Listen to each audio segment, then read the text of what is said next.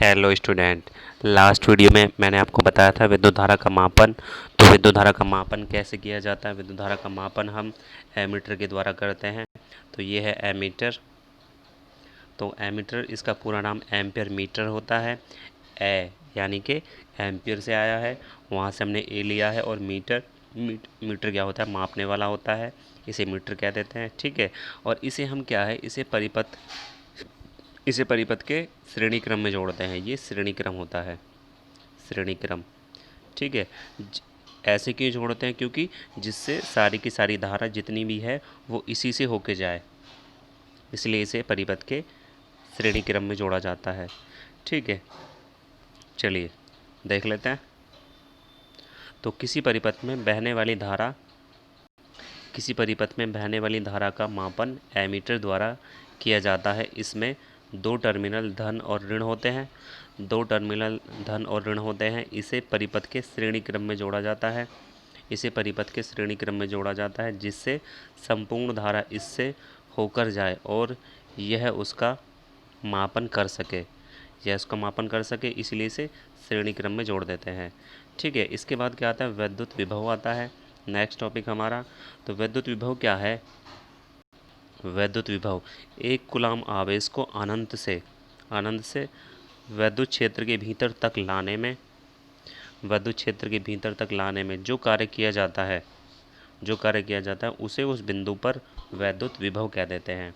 वो उस बिंदु पे विद्युत विभव कहलाता है, ठीक है। तो इसे हम विद्युत विभव कहते हैं। देख लेते हैं, यही मैंने लिखा है। एकांक धनावेश को अनंत से किसी बिंदु तक लाने में किया गया कार्य उस बिंदु का विद्युत विभव कहलाता है। इसे V से प्रदर्शित किया जाता है। V से प्रदर्शित करते हैं हम। अब सपोज करिए क्यों आवेश है, क्यों आवेश को हम अनंत से किसी बिंदु तक लाने में W कार्य कर रहे हैं, तो उस बिंदु पर जो विभव होगा वो होगा V बराबर W अपॉन में क्यों हो जाएगा। अब W यानी कि वर्ग है, वर्ग का मात्रक जूल होता है और कूलाम आवेश का मात्रक होता है। तो इसका मात्रक हुआ जूल प्रति कूलाम, जिसे हम वोल्ट कह देते हैं, ठीक है। और वोल्ट की परिभाषा भी पूछ ली जाती है, क्योंकि आज की डेट में थोड़ी सी परिभाषाएं टेढ़ी करके पूछते हैं एग्ज़ाम में। तो वोल्ट की परिभाषा पूछी जाएगी। अब फॉर्मूला हमारे पास में यही है, तो हम W को 1 जूल कर देंगे और Q को भी हम 1 कूलाम कर देंगे, तब V हमारा 1 वोल्ट हो जाएगा। देखिए यदि W बराबर 1 जूल और Q बराबर 1 कूलाम, तब V बराबर 1 जूल प्रति कूलाम होगा। अतः यदि 1 कूलाम आवेश को अनंत से किसी बिंदु तक लाने में 1 जूल कार्य किया जाता है तो उस बिंदु पर विभव 1 वोल्ट होगा। ठीक है, ये वेरी मोस्ट डेफिनेशन है, तो इसे आप लोग अच्छे से याद कर लेना, ठीक। चलिए नेक्स्ट टॉपिक पे चलते हैं। नेक्स्ट आता है हमारा विभवांतर। तो विभवांतर क्या है? ये विभव का अंतर है भाई। एक कूलाम आवेश है, उसे हम अनंत से किसी बिंदु तक ले आए। सपोज करिए ये ए बिंदु है और ये बी बिंदु है। अब यहाँ से यहाँ तक लेके जाने में जो कार्य किया जाएगा, अब इसका विभव कुछ और होगा और इसका विभव कुछ और होगा। तो इनके विभवों का जो अंतर है V B minus V A, इसे हम विभवांतर कह देंगे। फॉर्मूला इसका सेम विभव के जैसा होता है। देखिए किसी परिपथ में एक कूलाम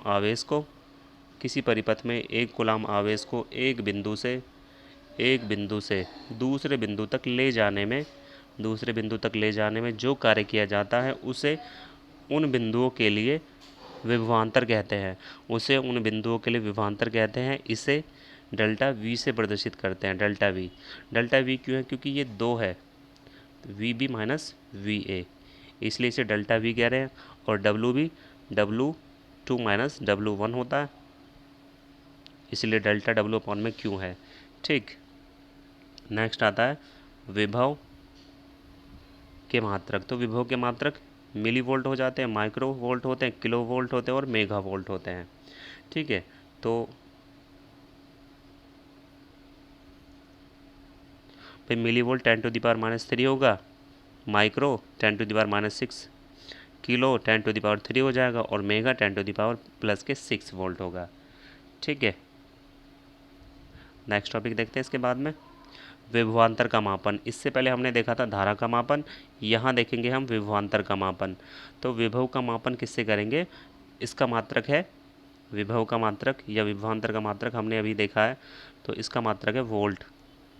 वोल्ट है तो वोल्ट में मीटर और जोड़ देंगे, तो इसका मापन किस यंत्र से करते हैं, वोल्ट मीटर से, वोल्ट मीटर से करते हैं और इसे परिपथ के समांतर क्रम में जोड़ा जाता है। देखिए ये समांतर क्रम में जोड़ा जाएगा, ये वोल्ट मीटर है इसे समांतर में जोड़ते हैं और जो एमीटर है उसे श्रेणी क्रम में जोड़ते हैं। चलिए देख लेते हैं।